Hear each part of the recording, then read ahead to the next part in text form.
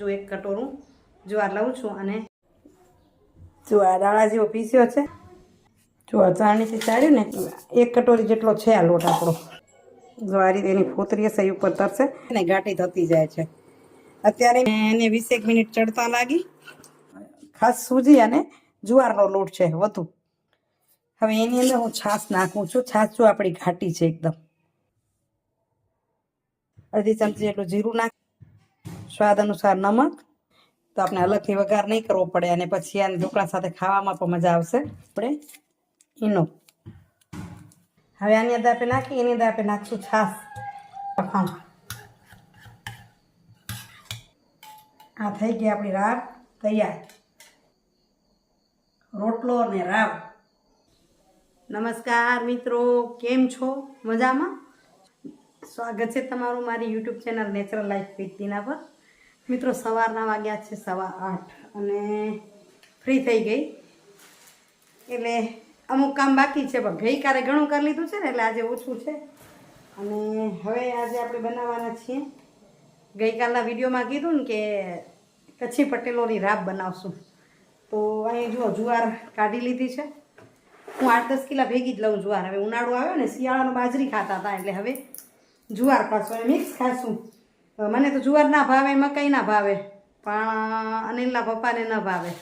તો શું કરવાનું, જુવાર અને બાજરો મિક્સ દળાવીશ. તો એ દળાવવા માટે તૈયાર કરી લઉં. અને આજે આપણે જે રાબ બનાવવાની રેસીપી કરવાની છે એના માટે જો એક કટોરું જુવાર લઉં છું અને એને મિક્સરમાં દળીએ છીએ. અમારે ગામડામાં તો શું છે કે ઘંટી પર જઈએ ને ચક્કી પર, તો એ ચક્કીવાળા પણ અમને પીસી આપે અને એને કંઈ પણ એમ કે રાબનો લોટ બનાવી દો દાળો, તો એ સરસ બનાવી આપે. પણ અહીં અમે 1-2 વખત દળાવ્યો તો એકદમ ફાવતો નથી, કારણ કે બધા દળાવતા ન હોય ને, ક્યારેક જાડો થઈ જાય ને ક્યારેક ઝીણો થઈ જાય. તો આપણે આજે મિક્સર જારમાં એને અધગજરો પીસી લઈએ. અધગજરો એટલે 2 ફાડિયા થાય, 3 ફાડિયા થાય, એ અત્યારે દળી લો, પછી આગળની પ્રોસેસ તમને બતાવું. જો આ દાણા જેવો પીસ્યો છે, પણ આમાં કોક કણ આખા દેખાય છે. જો આખા જુવારના કણ દેખાય છે ને, તો એને આપણે આ ચાળણીથી ચાળી લઈએ તો આખા કણ ઉપર નીકળી આવે. એને ફરી પીસી પણ શકાય અને લોટમાં પણ દળાવવા માટે પણ નાખી દઈ શકાય. તો પહેલાં આખા કણ કાઢ લઈએ આમાં. જો આ ચાળણીથી ચાળ્યું ને એટલે તો એકદમ જાડું કે કોઈ કણ છે આખો તો એ નીકળી આવે. જો કોક કણ આખો છે. હવે આને આપણે ફરી જરાક આંટો મરાવી દઈશું તો પણ પીસાઈ જશે. તો મિક્સર જારમાં નાખી અને સેજ એને ફરી હું દળી લઉં. આપણે મિક્સરમાં પીસીને એટલે થોડોક ઝીણો જાડો વધુ થાય. ચક્કીએ પીસાઈ આવી તો પણ લોટ તો નીકળે. તો આવો કરકરા લોટ જેવો મેં લોટ ચાળવાની ચાળણીથી ચાળ્યો તો આ કરકરો નીકળ્યો છે. એને આપણે ઢોકળા બનાવી શકશું. અને આ નીકળ્યો છે રાબ જેવો.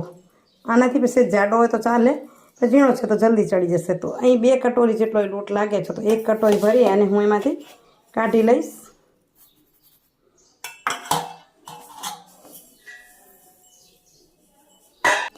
આ 1 કટોરી જેટલો લોટ છે, તો એને આપણે અત્યારે બરાબર પાણીથી ધોઈ અને પલાળીને મૂકી દઈશું.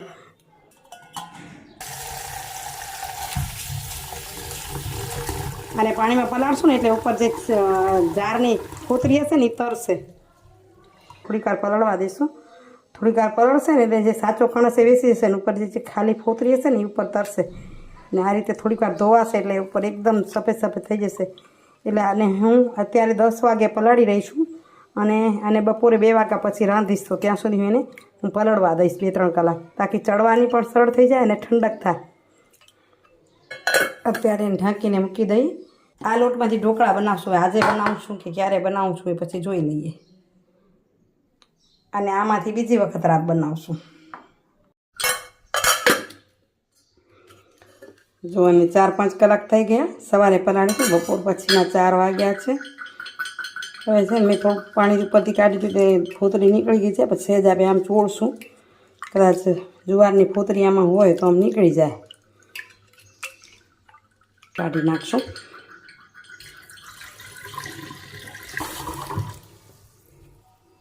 બે પાણીથી આપણે ધોઈ લઈશું.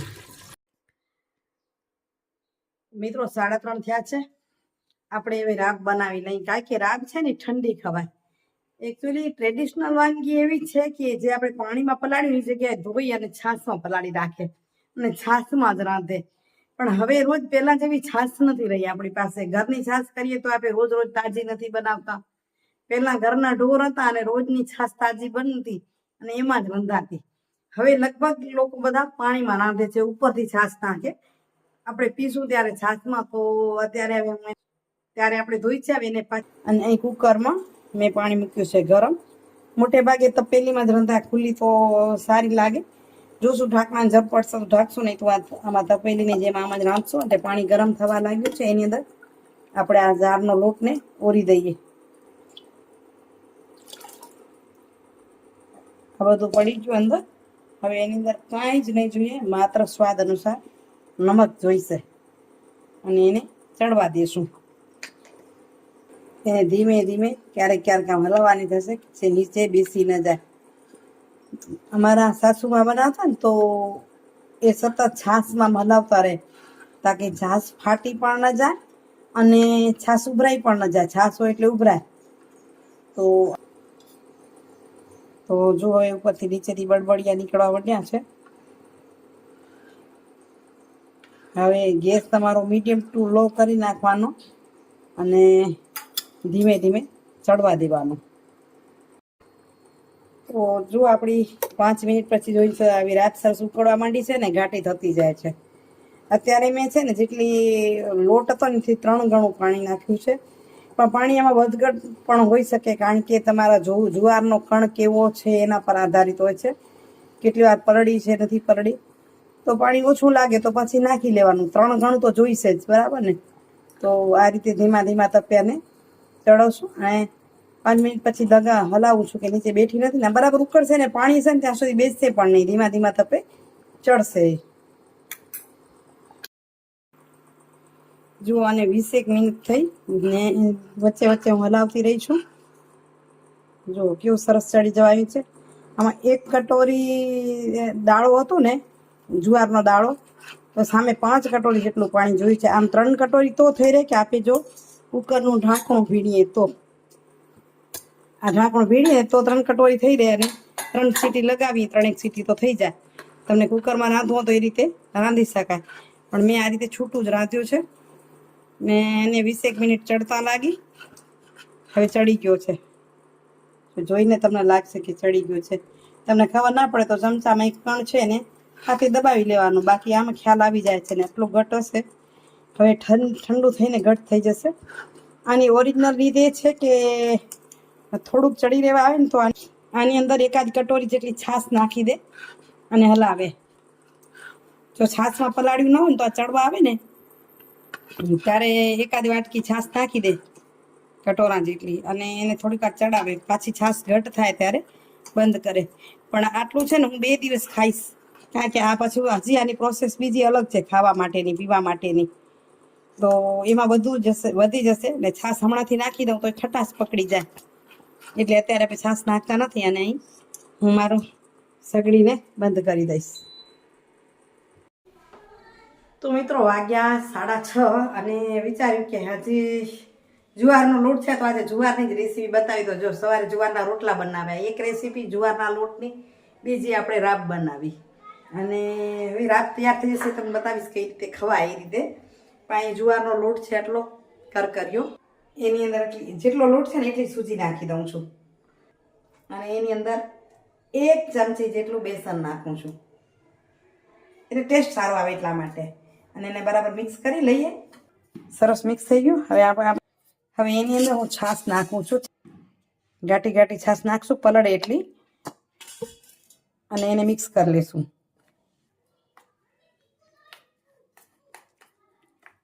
તો અહીં જો સરસ મિક્સ થઈ ગયું. અત્યારે આટલો કઠણ જ રાખશું આપણે. અને હવે આને થોડીક વાર, બહુ આગળ પલાળવાની પણ જરૂર નથી. 10 મિનિટ પહેલાં ત્યાં સુધી બીજી તૈયારી કરી. અને આમાં આપણે લીંબુ કે આમચૂર પાવડરની જરૂર નથી, કારણ કે આપણી છાશ સરસ ઘાટી છે અને અમને બહુ ખાટું જોઈએ નહીં. એટલે 10 મિનિટ આને રેસ્ટ આપી ત્યાં સુધી આપણે બીજી તૈયારી કરી લઈએ. એની અંદર પાણી અને લીંબુ નાખી દીધું છે અને અહીં થાળીને મેં ગ્રીસ કરી લીધી છે તેલ સાથે. 10 મિનિટ થઈ જવા આવી. તો અહીં આપણે આપણા લોટને પણ જોશું. છાશ પૂરી ચૂસાઈ ગઈ છે ને થોડોક કડક છે, એટલે થોડોક લૂઝ કરવો પડશે, એટલે પાણી નાખી દઈશું. પણ એ પહેલાં આપણે થોડુંક અડધી ચમચી જેટલું જીરું સ્વાદ અનુસાર નમક. થોડું કડક થઈ ગયું છે, હવે છાશની જરૂર નથી, સહેજ પાણી નાખી દઈએ. અહીં મેં ચટણી વઘારી રાખી છે આદુ મરચાં અને લસણવાળી, તો એમાંથી હું 1 ચમચી નાખી દઈશ. તો આપણે અલગથી વઘાર નહીં કરવો પડે અને પછી આને ઢોકળા સાથે ખાવામાં પણ મજા આવશે. તો આને પણ મિક્સ કરી લઈએ બરાબર. જો અહીં પાણી મિક્સ કર્યું એટલે થોડુંક બેટર આપણું ઢીલું થયું. હજી આને આપણે બરાબર મિક્સ કરી લઈએ. અડધી ચમચીથી ઓછું એટલું તેલ નાખી દઈશું અને મિક્સ કરી લઈશું. તો જો સરસ મિક્સ થઈ ગયું. હવે એના પર નાખી દઈએ આપણે ઈનો. આ ઈનોની અડધી પડીકી છે, અડધી પહેલાં મેં વાપરી હતી. ઉપરથી પાણી રેડશું આપણે. તો જો સરસ એક્ટિવેટ થયા અને હવે એને બરાબર મિક્સ કરીએ. એક ડાયરેક્શનમાં હલાવશું એને. તો આપણું બેટર જુઓ આ ટાઈપનું હોવું જોઈએ, બહુ કઠણ પણ નહીં ને બહુ ઢીલું પણ નહીં. તો તૈયાર થઈ ગયું છે. હવે આ બાજુ આપણું પાણી પણ ઉકળવા જેવું લાગે. થાળીને બરાબર ગોઠવી લીધી. હવે એની અંદર આપણે નાખી રેડી દઈશું આપણું બેટર. બેટર પોતે પોળું થઈ જાય એવું હોવું જોઈએ. તો હું અહીં બધું જ બેટર આમાં ખાલી કરી દઈશ. હવે એના પર આપણે ઢાંકી દઈએ. કોટનનું કપડું રાખીને ઢાંકવું, ઇડલી હોય કે ગમે તે હોય, કારણ કે તો શું થાય કે અંદર વરાળ ન પડે. તો હવે આને મીડિયમ ટુ લો પર 15 મિનિટ ચડવા દઈશું. 15 મિનિટ પછી ખોલશું, ત્યાં સુધી આપણે એને ચડવા દઈશું. તો 15 મિનિટ પછી આપણે ખોલશું. હા, સરસ થઈ ગયા છે, પણ જો આમ નમી ગઈ છે થાળી એક બાજુ. તો આ બાજુ વધુ ફૂલર લાગે છે. ઉતારી લઈએ આપણે. એક સાઈડ જરાક નમી ગઈ ને થાળી, એટલે અહીં લાગે છે જો વધુ ફૂલ્યા છે. આ બાજુ થોડાક ઓછા ફૂલ્યા છે, એટલે બેટર ઓછું રહે એટલે ઓછો ફૂલે. બાકી સરસ થઈ ગયા છે. અહીંથી મેં ચપ્પુથી કાઢીને જોયું બરાબર પાક્યું છે ને, એટલે થોડુંક ઠરે એટલે કાપા કરી લઈએ.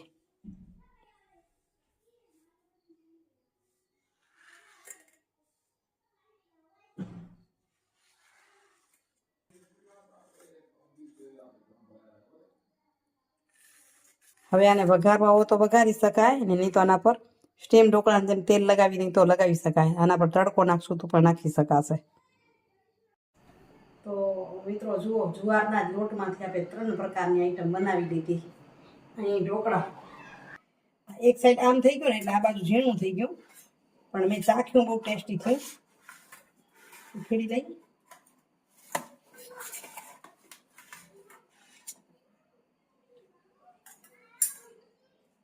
જો જે બાજુ ફૂલ્યા એ કેવા સરસ ફૂલ્યા છે, જાળીદાર પણ બન્યા છે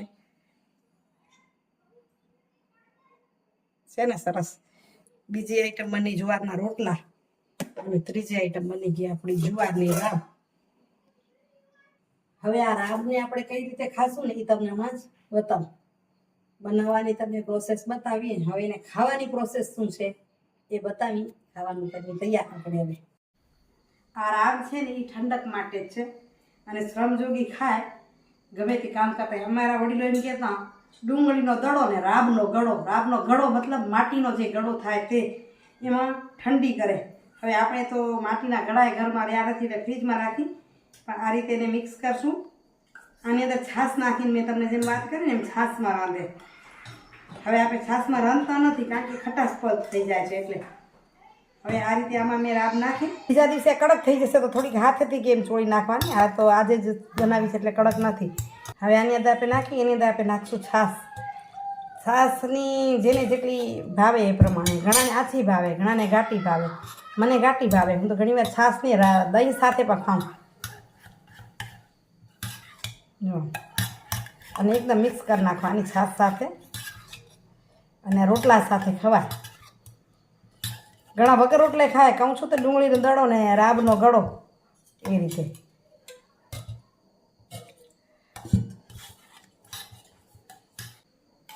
આ થઈ ગઈ આપણી રાબ તૈયાર. રોટલો અને રાબ આવી જાવ જમવા માટે, બરાબર. એટલે અહીં આના ઘણા બધા ગુણધર્મો છે સારા. આ પેટ માટે પણ ખૂબ સારી અને ઠંડી કામ કરતા હો તો લૂ ન લાગે. આ છાશને ડુંગળી ખાધી લ્યો, રાબને ડુંગળી, તો એને લૂ ન લાગે. આ સિઝનમાં બનાવવા માંડે એટલે કે જ્યારે ઘઉંની કાપણી ચાલુ હોય, રાયડાની કાપણી ચાલુ હોય, તુવેર ને જ્યારે ખેતીના ખૂબ જ કામ હોય ગરમીમાં અતિશય, એના પાછળ પછી કપાસની વાવણી ચાલુ થાય તો તે વખતે બહુ જ ગરમી હોય, તો એ ગરમી ન લાગે એના માટે આ રાબની ઔષધિ તરીકે ઉપયોગ થાય છે અને વાનગી પણ છે. તમે ઘરે બનાવજો. કચ્છી પટેલો તો બનાવે છે. આજની તારીખમાં હમણાં નાસિક ગઈ તો રાબ પીને આવી એમ, પણ તમે બનાવજો અને કેવી લાગે છે એ મને કહેજો કમેન્ટ કરીને. અને આજનો વિડીયો કેવો લાગે છે એ પણ કમેન્ટ કરીને કહેજો. હજી શું વિચાર લેવાનું બાકી છે, પણ હવે અત્યારે જમી લઈએ. અને ઢોકળા તો બહુ જોરદાર બન્યા છે, જેમ તમને બતાવે એમ. મેં વઘાર નથી કર્યો, પણ તમે વઘાર કરવો હોય તો વઘારી પણ શકો અને તડકો નાખવો તો તડકો પણ નાખી શકો. સાહેબ જમો, કેવું લાગે છે ટેસ્ટ કરીને કયો? ચાલો એકદમ હવે ટેસ્ટ ચાલુ. આજે પહેલા આપણે બનાવે છે ને જુવારના ઢોકળા, કેવા બન્યા? જોરદાર ને? ખબર નથી આપણે જુવારના છનાથી કોઈ કહી નહીં શકે આને. લુખા ભાવી જાય છે ને, આખો ટેસ્ટ જ આખો અલગ છે. સેવ ચાલો. મિત્રો વાગ્યા છે 9:30.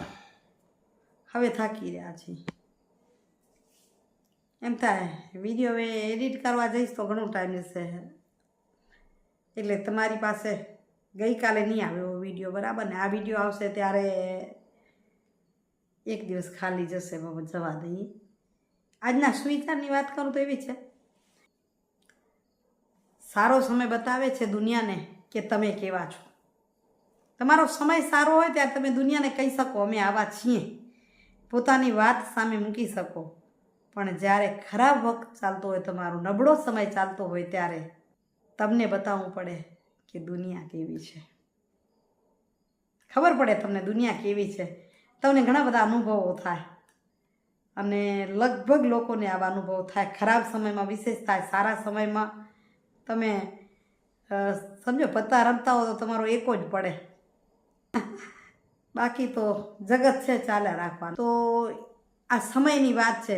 અને જગત કેવું છે કે કોઈની ખોટી વાત ફેલાવવી હોય ને તો માણસો ન રાખવા પડે, ગમે એમ ફેલાઈ જાય વાત. કોઈ પૂછે પણ નહીં આ વાત ખોટી છે કે સાચી છે, એ વાત આપણી ફેલાતી જ જાય ને હાલી જ જાય.